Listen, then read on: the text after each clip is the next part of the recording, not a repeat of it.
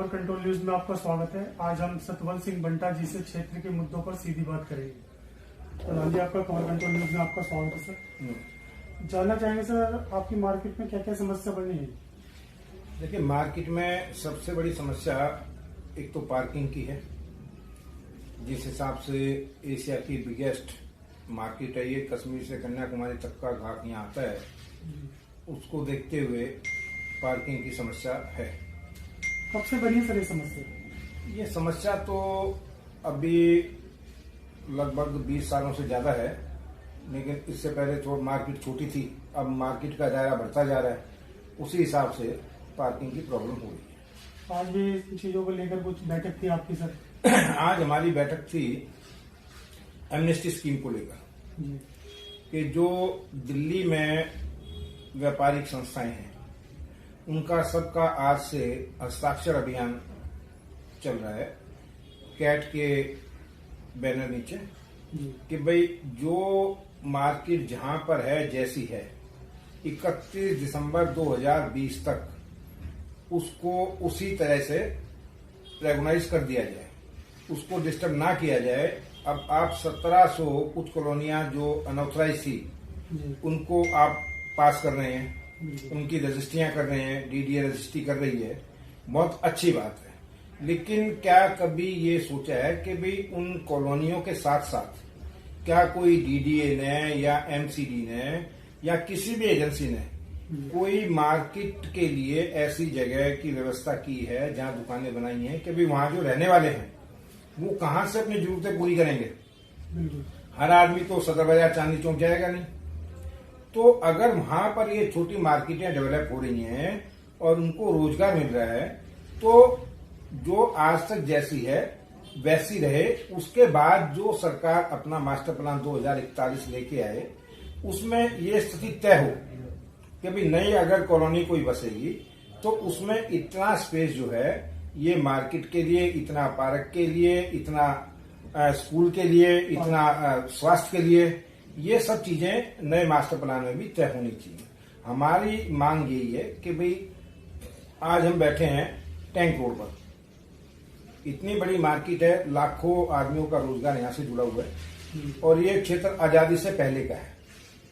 इसमें घर घर में लघु उद्योग जो है, पहले जूते चप्पल बनाने का काम चलता था और बराबर में आनंद पर्वत इंडस्ट्री एरिया है, उसके बाद ये टैंक रोड मार्केट आ जाती है। यहां से लेकर फैज रोड तक इसमें हमारी जो जितनी भी कमर्शियल मार्केटें हैं, चाहे उसमें लेदर मर्चेंट एसोसिएशन हो, रैगड़पुरे की सैनिटरी और टाइल की मार्केट है, आगे हैंडलूम मार्केट है, फिर गफ्फार मार्केट है और मोबाइल मार्केट है, मोबाइल एसेसरीज मार्केट है, ज्वेलर्स मार्केट है, इसके बाद दिल्ली स्कूटर ट्रेडर एसोसिएशन है और फिर फुटवेयर की मार्केट है। तो ये सारी फैज रोड तक गई हुई मार्केटें हैं। जब एक एरिया पूरा ही कमर्शलाइज है तो उसको पूर्णतः कमर्शियल घोषित किया जाए। और हमारा गारमेंट्स का एक व्यवसाय जो वो ऐसा है कि मैन्युफैक्चरिंग भी होती है, उसमें कोई पॉल्यूशन नहीं है। भाई कपड़ा कटिंग होता है और सिलाई की मशीनों पे सिला जाता है। सिलाई की मशीनें भी आज की डेट में वो नहीं है जो पहले शोर होता था। आजकल जुकी की और दूसरी बढ़िया मशीनें हैं, क्योंकि हाँ, प्रधानमंत्री जी की जो लोकल फॉर वोकल और उसके बाद मेक इन इंडिया जो ये सपना है, ये तभी पूरा होगा कि जितनी भी सरकारी एजेंसियां हैं ये इनके ऊपर से अपनी बाध्यता हटाए। अब जैसे लघु उद्योग का एक फार्मूला दे दिया कि जी 9 आदमी से ज्यादा काम नहीं कर सकते। अब हमारी इंडस्ट्री में ऐसा एक तो मास्टर चाहिए, 2 हेल्पर चाहिए उसको कपड़े की लैब बिछाने के लिए पूरी, फिर कटर है, ठीक है। उसके बाद क्या रहेगी? क्या 4-5 मशीनों से मेक इन इंडिया थोड़ी होगा? इसमें भी कम से कम 20 मशीनों तक की छूट जो है वो दी जाए, क्योंकि इसमें किसी प्रकार का कोई पोल्यूशन नहीं है। और फिर वहां की जो लोकल RW हैं या उनको परेशानी हो, उनको भी परेशानी नहीं है। क्यों? क्योंकि जिस घर में वो रह रहे हैं उसमें भी वही काम चल रहा है। बिल्कुल। तो जब ऐसा सहूलियत है, सारी चीजें हैं, उसके ऊपर से एमसीडी की लाइसेंसिंग प्रणाली, उसके बाद अब ये यूजर चार्जेज और commercial house tax, conversion charges, parking शुल्क, ये इतनी ज्यादा प्रथाएं लदी हुई हैं कि उसमें व्यापारी आज की डेट में ऐसा लगता है कि भी शायद अपने लिए या अपने बच्चों के लिए न कमा के उनके लिए कमा रहे हैं। तो टैक्स फेयर होने के बावजूद भी कोई सुविधा नहीं है सर इस मार्केट में। हाँ, वो सुविधाएं नहीं है अभी जितनी की होनी चाहिए। सर आप प्रधान हो काफी लंबे समय से हैं, तो आपने कभी पार्किंग की समस्या को हल कराने की कोशिश नहीं की? नहीं, पार्किंग की समस्या पहले हमने कराई कि भाई ये जो हमारा पार्किंग का एरिया है, ये पहले एक फेथ एकेडमी स्कूल जो एक उसने डीडीए से जगह अलॉट करवाई थी कि भाई यहाँ बापा नगर टैंक रोड के जो गरीब निवासी हैं, बच्चे हैं, उनको हम फ्री एजुकेशन देंगे। लेकिन आज की तारीख में वो कमर्शियल हब बन गया। वो ईवीएस का कोटा भी उन्होंने खत्म कर दिया। 1 रुपए में डीडीए ने जगह दी, 1 रुपए गज के हिसाब से जितने दी उससे डबल उसने घेर रखी है। तो उसकी मंशा ये थी कि भाई ये जो आगे का स्पेस है ये भी पूरा 3-4 एकड़ का हमें कवर कर लूं फ्री में। तो हमने यहाँ पर उस समय के वे मेयर रहे उनको बुलाया और कॉर्पोरेशन की पूरी टीम को बुलाया, तब तो हमने इसको एमसीडी पार्किंग ऑथराइज करवाया।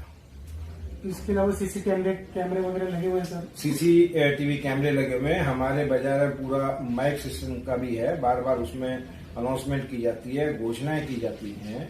और सबसे बड़ी बात, क्योंकि हमारी ये संस्था वेलफेयर सोसाइटी है, इसमें हम समय समय पर, अब जैसे पुलवामा में हुआ था, हमारे सीआरपी के 42 जवान शहीद हुए थे, तो उसमें हमने जब बाजार में घोषणा की कि उनके परिवारों को कुछ जाना चाहिए, तो हमारे यहाँ के व्यापारियों ने दिल खोल के दान दिया और हम 50-50 हजार रुपए फी शहीद परिवार को, चाहे वो बिहार का था, चाहे वो यूपी का था, चाहे वो उड़ीसा का था, किसी भी राज्य के थे, चाहे हरियाणा या पंजाब या जम्मू, उनको सबको वो पैसा पहुंचाया गया। और वहां के जो गांव के प्रधान थे उन्होंने बाकायदे अपने उस पर लिख के दिया कि भाई ये आपने बहुत बड़ा परोपकार का कार्य किया है। उसके अलावा बैलेंस बचा तो 11 लाख रुपए हमने उस समय प्रधानमंत्री कोष में भी दिया। सर इसके अलावा किसान बिल की बहुत बड़ी समस्या आ पड़ी है सर, जो केंद्र सरकार ने जो बिल पास किए उससे कहीं ना कहीं किसान नाराज है सर। अब देखिए, इसमें दोनों चीजें। अब दिल्ली को ऐसा घेर रखा है कि हमारे यहाँ अब होलसेल व्यापारी आ नहीं रहा 15 दिन से, जबकि सर्दी के सीजन का हमारा बिल्कुल एंड चल रहा है और लोगों के गोडाउनों में माल लगे हुए हैं। इसी तरह से हमारे व्यापारियों के साथ गर्मियों में हुआ कि गर्मियों के जो एडवांस में माल लाके गोडाउन में भरे थे और वो अप्रैल, मई, जून, जुलाई इसमें निकलने थे, लेकिन वो कोरोना ऐसा आया कि 3 महीने तक बाजार बंद रहे और उसमें वो गोडाउनों में माल लगा रहा, बड़ी मुश्किल से कुछ माल निकाल के व्यापारियों ने निजात पाई थी। उसके बाद सर्दी के सीजन का स्टॉक किया, लेकिन अब ये 15 दिन से होलसेल का व्यापारी बाहर का बिल्कुल नहीं आ रहा। उससे दिल्ली के हर एक व्यापारी को नुकसान है और हमारे यहाँ जो सीजनेबल जो चीजें हैं उनका बहुत बड़ा नुकसान है। इसमें देखो, किसान पूरे हिंदुस्तान में, खाली पंजाब में नहीं है, उड़ीसा भी में है, उड़ीसा में है, केरला में है, मध्य प्रदेश में है, राजस्थान में है, हरियाणा में है और उत्तर प्रदेश में है। जितनी भी स्टेट हैं हिंदुस्तान की, सब में किसान है। लेकिन जो एक ये विरोध का स्वर है, हमारे समझ में नहीं आता कि सरकार ने जब ये कह दिया भी एमएसपी लागू रहेगी और जो पुरानी मंडियां जिस तरह से चल रही थी वो भी वहीं रहेंगी, जो किसानों की मर्जी है वो उसको बेचना है। एक किसानों को अलग से अपॉर्चुनिटी दी गई सरकार द्वारा कि भाई अगर किसान अपनी और बढ़िया उपज करना चाहता है तो प्राइवेट सर्कल का जो आदमी है, मान लो मैं व्यापारी हूं और मुझे लग रहा है कि आगे किसी ऐसी चीज का विदेशों में एक्सपोर्ट करना है कि वो वाली सब्जी या वो वाला फ्रूट या दलहन वो वाली पैदा की जाए क्लास 1 की क्वालिटी की, कि भाई बाहर एक्सपोर्ट हो, इंडिया से बाहर जाए। तो उसमें अब किसान कहां मरता है बेचारा? किसान मरता है कि भाई सूखे में बारिश नहीं आई तो सूखा पड़ गया, किसान की खेती बर्बाद।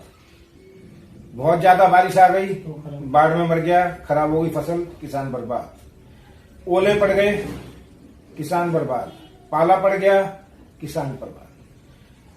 उस समय में अगर ये जो सरकार ने तीनों कानून बिल पास किए हैं ये लागू हो जाता है तो वो जिम्मेवारी जो है वो जिसने व्यापारी ने किसान से ठेका किया, मान लो मेरी 3 एकड़ जगह है और उसमें मैंने कहा कि जी ये फसल उगानी है, इसका रेट बताओ। किसान ने रेट बता दिया, आधे पैसे व्यापारी ने उसी समय दे दिए किसान को, फिर अच्छी खाद उपलब्ध करवाई, अच्छा यूरिया उपलब्ध करवाया, उसकी टेक्निक क्या बनेगी वो। अब उसके बाद अगर कोई ऐसी आपदा आती है तो किसान को पूरी पेमेंट जिस व्यापारी ने सौदा कर लिया वो उसको करेगा, उसमें किसान का मात्र 1 रुपए का भी नुकसान नहीं हुआ। चाहे वो बरसात में खराब हो या ओले में, जैसे मर्जी खराब हो, वो आगे फिर जिस एजेंसी ने किसान से सौदा किया है कि भाई आप ये चीज उगाओ, रेट अपना बताओ, वो आगे उसकी रिस्पॉन्सिबिलिटी है, वो किसान की नहीं है। तो उससे एक तरह से किसान संपन्न होगा बिल्कुल, और ज्यादा मात्रा में उसको पैसा आएगा। परंतु किसान फिर भी घबराया सा हुआ है सर। नहीं घबराए नहीं हुआ, इसमें बहुत बड़ी राजनीति चल रही है। अब जो बताने में आया कि भी 50% इस एमएसटी स्कीम का फायदा खाली पंजाब के किसान ले रहे थे। और पंजाब के कौन से किसान? जो समर्थ हैं, जिनके पास 10 एकड़ से लेके और 150, 200, 250 एकड़ तक जमीन है, वो किसान नहीं है। वो किसान कहाँ से हुआ सर? वो व्यापारी है, वो व्यापारी, और वो व्यापारी का तरीका जानते हैं। वो उसमें सब काम जो है वो लेबर से करवाते हैं, और उसमें चाहे कुछ भी हुआ कि ये फसल खराब होगी तो उसका फायदा भी पूरा सरकार से एमएसपी स्कीम के तहत वो लेते हैं। उसके अलावा उड़ीसा, केरला, इधर से वहां गेहूं बिकता है 10 रुपए किलो, 12 रुपए किलो, 13 रुपए। वहां से पूरी की पूरी मालगाड़ी बुक की और उतार दी, और सरकार को कहा कि ये मेरी उपज है, इसको आप लो एमएसपी के तहत। और वो यहां जो गवर्नमेंट ने रेट तय किया 18 रुपए, 19 रुपए, 22 रुपए, उस रेट में बेच दी। कहीं ना कहीं व्यापारी घोटाला कर रहे हैं। ये घोटाला ही है, और इससे बड़ा घोटाला क्या हुआ? तो अच्छा है कि जो छोटा किसान है, जिसके पास बेचारे के पास 2 एकड़ है, 1 एकड़ है, 3 एकड़ है, 5 एकड़ है, उसको इस स्कीम से बहुत फायदा मिलने वाला है कि जहां मर्जी आप बेचो। आपने मंडियों में बेचना मंडी में बेचो, जैसे प्राइवेट थी पहले, या सरकारी मंडी में बेचना सरकारी में बेचो। अलग से किसी को देना है उसको दो। तो ये बात किसान के समझ में आ रही है, लेकिन इसमें सिर्फ राजनीतिक रोटियां सिक रही हैं, जो कि हानिकारक भी होगी सर। जो हानिकारक किसानों के लिए भी है। अब एक किसान की बेचारे की डेथ हुई, बड़े अफसोस की बात। मात्र उसके बाद 1 एकड़ जगह 1 किला, अब 1 एकड़ में 3, उसके बाद बच्चियां, बड़ी बच्ची 8 साल की है। उसको किस प्रभुल में लाया गया यहाँ पर, और लाया गया तो तुम उसकी व्यवस्था करो, बिल्कुल, सॉरी, उसकी रहने की व्यवस्था करो। वो बेचारा ट्रॉली के नीचे सॉरी ट्रॉली के नीचे इतनी भरी सर्द में कंबल लेके नीचे पड़ा है और उसकी डेथ हो गई।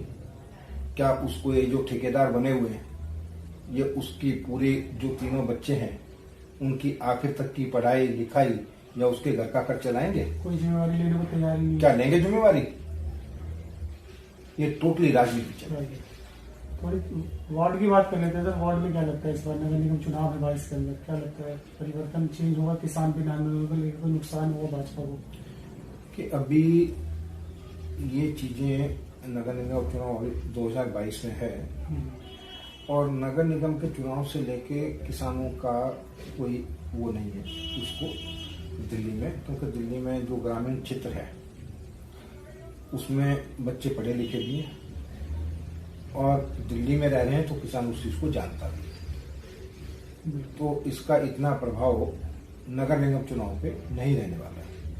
नगर निगम चुनाव पे लोकल मुद्दे होते हैं, नालियों के, सड़क ठीक हुई है नहीं, पार्कों के, जो एमसीडी के स्कूल है उनकी एजुकेशन का, ये इस टाइप के मुद्दे रहेंगे। तो उसमें अभी जैसा रहेगा वैसे चलेगा। आम आदमी पार्टी का भी हमने पानी फ्री कर रखा है, बिजली हाफ कर रखी है, बसों में यात्रा फ्री है महिलाओं के लिए, रोजगार दे रहे हैं। इन चीजों को मुद्दों को लेकर नगर निगम फाइट लड़ेगी। बीजेपी का अपना क्या मुद्दा रहेगा नगर निगम के? नहीं देखिए, अब बात होती है कि मेन चीज को जो तुमने वादा किया क्या वो पूरा किया?